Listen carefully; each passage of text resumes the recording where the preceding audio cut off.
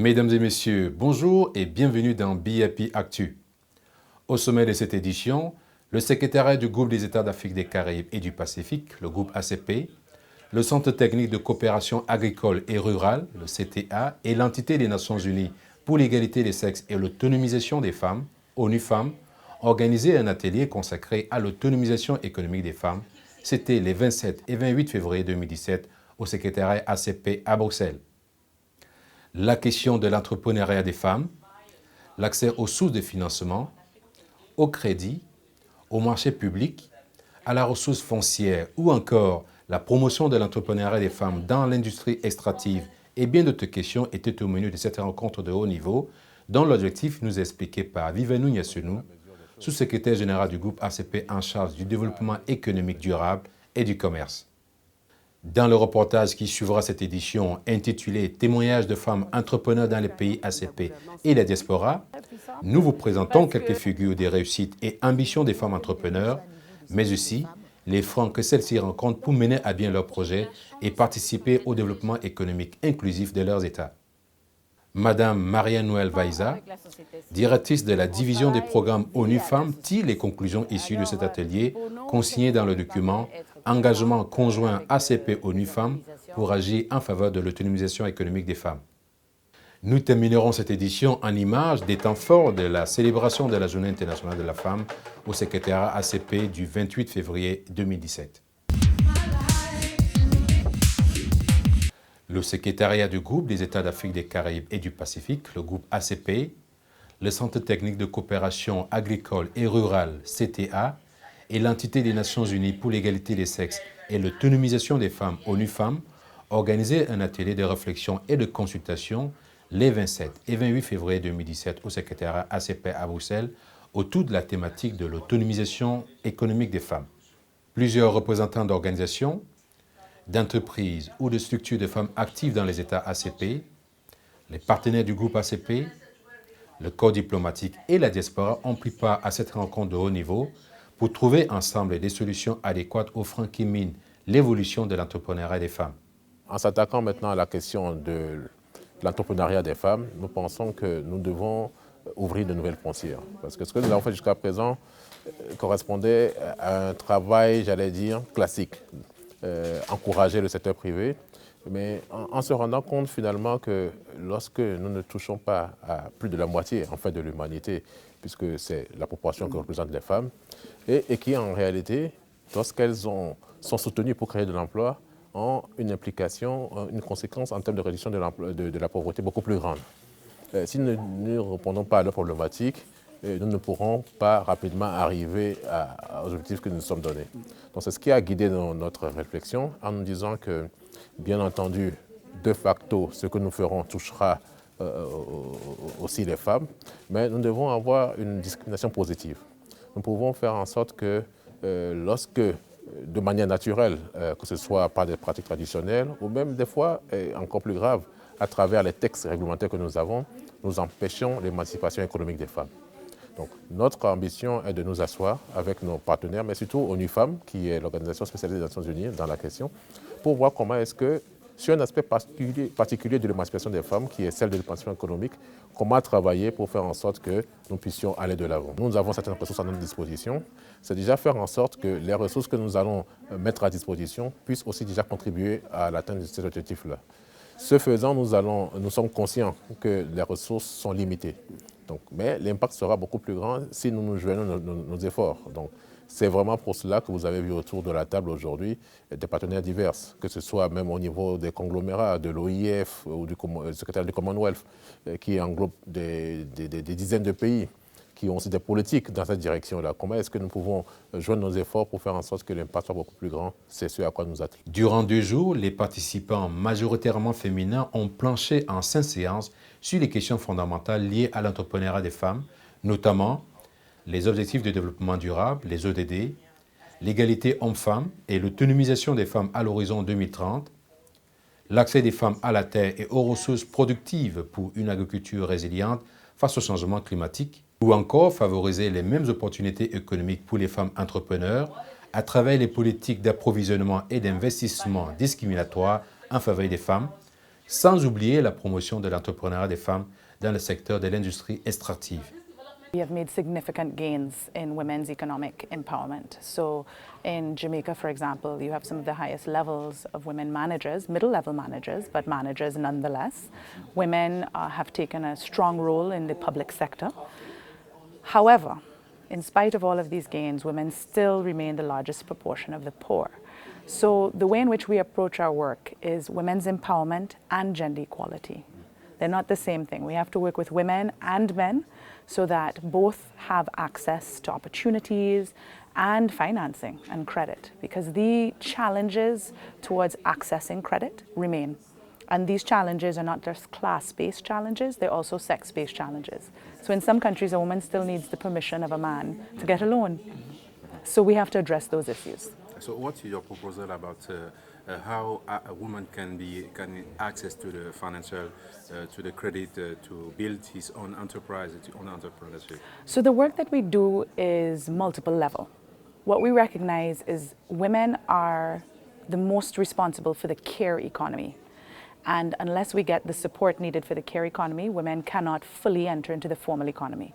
So we do work with governments to support governments on social protection. So there's child care that's available, so that you have cash transfer programs that are efficient, so you can get a hand up when you need a hand up, so that you can get the care needed to then catapult yourself out of the care.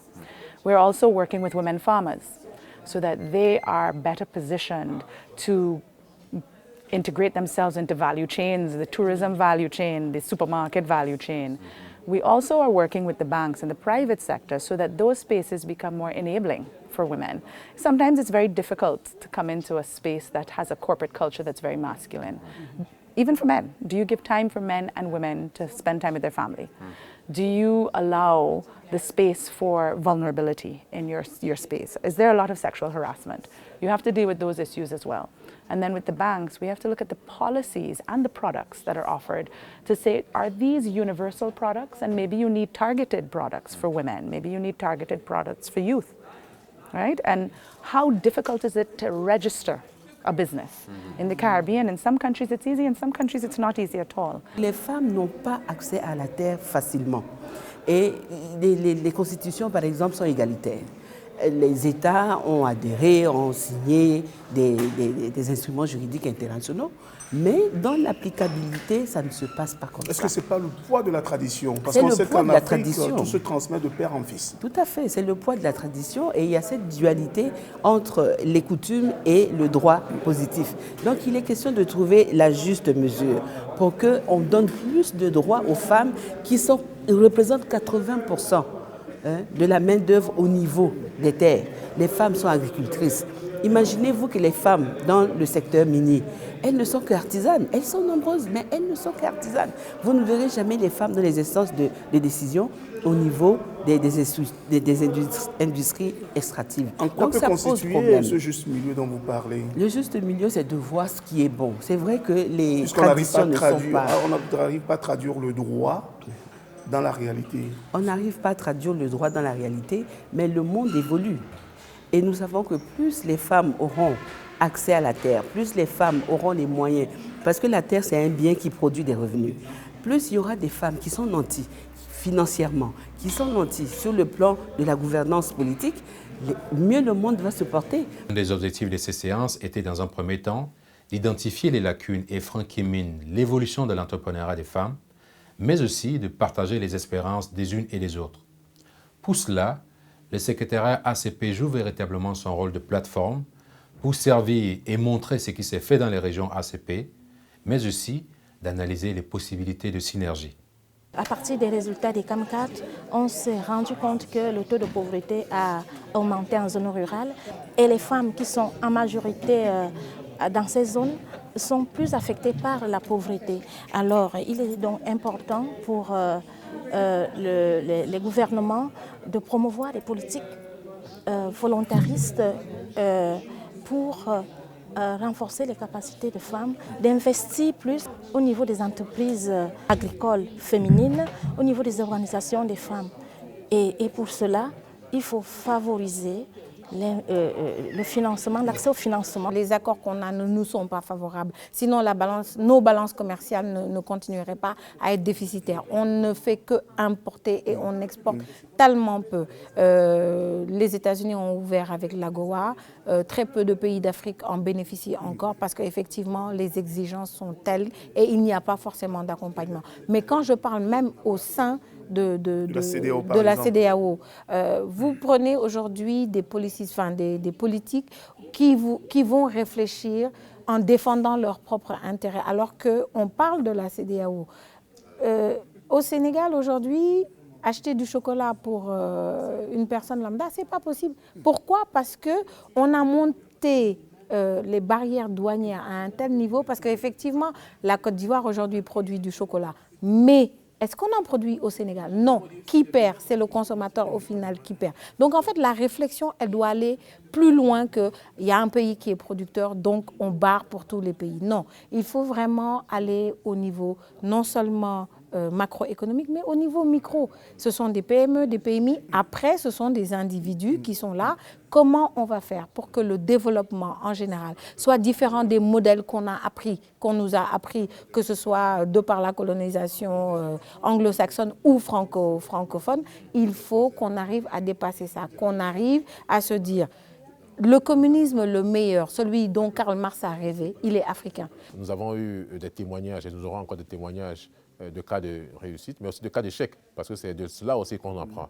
Et nous pouvons, dans un premier temps, servir de plateforme pour que les différentes expériences puissent s'échanger. Nous pensons que c'est la meilleure expertise à apporter. Et ensuite, lorsqu'il y aura besoin d'accompagnement additionnel, bien entendu, oui, nous allons mobiliser des ressources pour que les capacités techniques soient renforcées. Donc, pour développer des projets, mais aussi pour aller au-delà, pour gérer des entreprises, mais aussi pour préparer des appels d'offres, participer aux appels d'offres au niveau international, mais aussi au niveau national, parce que là aussi, nous avons vu que la limite est vite atteinte. Et nous allons tout faire pour que nous puissions accompagner de manière pratique les femmes dans ce domaine-là. Un autre aspect important de cet atelier était de montrer des cas de réussite de l'entrepreneuriat des femmes dans les petites et les moyennes entreprises, que ce soit dans les domaines agricoles, de la pêche ou de tout autre secteur, en prenant en compte toute la chaîne de valeur. Il a même été proposé d'établir une cartographie des commerces et d'entreprises dirigées par les femmes. Il était tout aussi important de montrer à travers cet atelier les États qui accompagnent l'entrepreneuriat des femmes grâce à des politiques adaptées qui favorisent leur autonomisation. C'est le cas au Kenya où un système de passation de marché en faveur des femmes a été mis sur pied. Il en est de même du programme de 2011 qui assure la promotion d'une croissance économique inclusive et de la diversité des fournisseurs avec une attention sur les entreprises dirigées par les femmes, Ecomer. Par ailleurs, 30% des contrats gouvernementaux sont dédiés aux entreprises dirigées par les femmes, a rapporté Mme Karen Ferg, directrice adjointe du bureau ONU Femmes au Kenya. L'exemple nous vient tout aussi du Ghana où la Banque centrale a mis sur pied un système pour soutenir les chaînes de valeur dans l'agriculture, a souligné l'ambassadeur du Ghana à Bruxelles. Il en est de même du Gabon, où le programme Graines, implémenté en 2014 par le président de la République, vise à soutenir l'entrepreneuriat agricole et favoriser le développement économique du milieu rural, a indiqué dans son exposé son Excellence Félicité Ongori, ambassadeur du Gabon à Bruxelles. Comment renforcer les capacités économiques des femmes et permettre à celles-ci d'être autonomes afin de contribuer au développement économique inclusif des États ACP? Tel était en finale l'objectif de l'atelier. Pour accompagner l'entrepreneuriat des femmes et permettre une autonomisation économique effective de celles-ci, un engagement conjoint ACP-ONU Femmes à agir en faveur de l'autonomisation économique des femmes a été pris. Madame Maria-Noël Vaïza, directrice de la division des programmes ONU Femmes, décline ici les 3 domaines thématiques de l'engagement. Et la conclusion maintenant, avec une série de compromis qu'on va commencer à travailler ensemble, surtout dans l'accès des femmes à la terre et à les moyens productifs pour une agriculture résiliente au changement climatique. Pour nous, ça c'est très important pour faire en sorte que la femme qui est d'une façon très la conséquence du changement climatique aux femmes, c'est vraiment énorme, c'est un désastre. Et aussi, on a ajouté l'énergie soutenable aussi, l'énergie solaire, etc. Énergie renouvelable. Énergie renouvelable. Un autre point qu'on a discuté, et donc il y a eu un consensus, c'est de favoriser les opportunités économiques pour des entreprises gérées par des femmes pour faire accès aux passations de marché publiques. Parce que maintenant, les femmes n'accèdent pas. Alors, comment est-ce qu'on peut commencer à travailler des différentes politiques, des différentes lois pour permettre des quotas pour l'accès des femmes? Alors, on a présenté l'exemple de Kenya, qui a une loi de 30% d'accès aux possessions de marché public. Et le troisième, c'est de promouvoir la représentation et l'entrepreneuriat des femmes dans le secteur de l'industrie extractive. Parce que voilà, là-bas, les femmes, ils n'existent plus. Alors, c'est un male-dominated. Non, c'est vraiment dominé par les hommes. Alors, on a conclu qu'on va faire de policies, on va faire de lois, on va faire de lobbying, de l'advocacy, etc., pour voir si c'est possible que les femmes soient plus représentées. Au terme de cet atelier, Madame Candide Bamaison-Leguédé, présidente de la Fédération de femmes entrepreneurs et femmes d'affaires de la CEDEAO, nous livre ses impressions. C'est vraiment un honneur pour nous d'être partie prenante donc, des décisions qui sont sorties donc, de ces journées d'ateliers sur l'entrepreneuriat des femmes. Je peux dire que je suis fière d'avoir représenté donc, les femmes entrepreneurs d'Afrique de l'Ouest. Ce n'est pas toujours évident, l'Afrique de l'Ouest souvent est oubliée dans ce genre de réunions. Mais les sujets qui ont été traités sont des sujets d'ordre très pertinents et surtout de grande importance, surtout en matière d'entrepreneuriat des femmes et dans les secteurs spécialement comme les secteurs miniers, l'extraction minière ou alors de l'agriculture aujourd'hui où nous parlons de changement climatique surtout. Donc c'est le moment de s'asseoir, de prendre des décisions, d'évaluer ce qui se fait et de trouver les voies et moyens de changer un peu les choses ou bien de mettre en place de nouvelles idées ou bien de nouvelles politiques pour accompagner donc ces femmes dans l'entrepreneuriat. Vous dirigez alors une organisation quand même qui représente 15 pays de l'Afrique de l'Ouest. Quelles sont les difficultés que les femmes entrepreneurs ont pour avoir par exemple accès au crédit, pour avoir accès aux appels d'offres? Quelles sont les difficultés que vous avez concrètement? Vous savez que les femmes entrepreneurs opèrent généralement dans le secteur informel. C'est vrai, nous avons des femmes dans le secteur formel, mais elles sont très peu nombreuses. Évidemment, quand vous êtes dans l'informel, vous êtes invisible. Donc les statistiques de nos pays ne tiennent pas en compte tout ce qui est dans l'invisibilité, puisque vous êtes invisible, donc vous n'êtes pas pris en compte. Donc vos efforts pour participer donc, à la production du produit national brut n'est pas reconnu. Alors si on est dans l'informel, c'est tout à fait normal qu'on ne puisse pas participer par exemple aux appels d'offres, puisque même pour participer aux appels d'offres, c'est une question de formation. Il faut être entraîné pour ça. On ne peut pas se lever pour aller. Et les peu de femmes qui opèrent dans le secteur formel, même n'arrivent pas à participer à ces appels d'offres-là. Anani Sossou, notre confrère de BIP Media, donne une synthèse de l'atelier. Nous avions participé depuis hier à un atelier consacré aux femmes sur l'autonomisation économique et cet atelier est organisé avec la participation de ONU Femmes, les ACP, le CTA. Ces 2 journées ont permis quand même aux femmes de révéler à l'ensemble de ses partenaires les problèmes auxquels elles sont confrontées sur le terrain, notamment la question foncière, la question des accès aux sources de financement et puis également la question de formation, d'accompagnement et de suivi de ces femmes entrepreneurs. Donc l'objectif ici est de permettre aux femmes de relever le défi qui est celui économique et permettre aux pays des ACP et Caraïbes d'amorcer le secteur du développement inclusif en ce qui concerne surtout les femmes.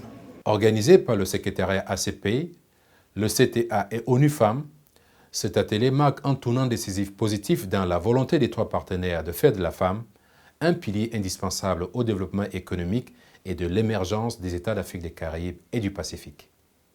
Mesdames et messieurs, voici à présent quelques temps forts de la célébration de la Journée internationale de la femme au secrétariat ACP. Musique, danse traditionnelle, poèmes, messages des partenaires du groupe ACP ont embelli cette belle célébration, sans oublier les nombreux témoignages et exemples de femmes entrepreneurs.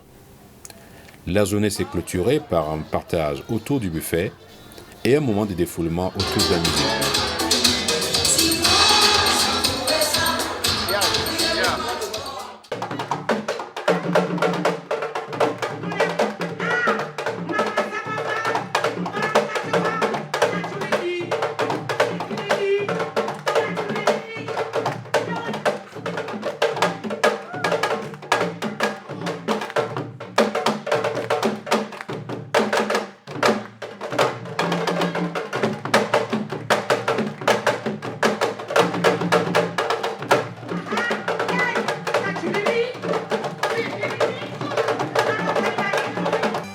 C'est payé, balayé, oublié, ça commence avec toi.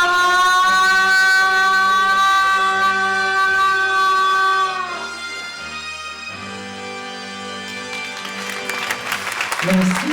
I would not feel happier on this earth. Oh, if I had just my life to live over, if I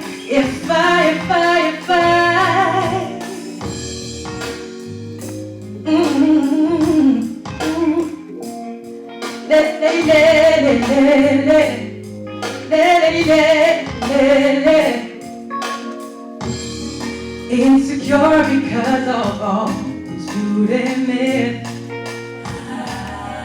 acting happy when you were afraid to fail. Your friends get married. Thank you. Thank you, Amanda. Mesdames et messieurs, nous sommes au terme de cette édition. Merci de nous avoir suivis. Notre actualité se poursuit sur www.bibmedia.be, sur notre chaîne YouTube et notre page Facebook. À très bientôt.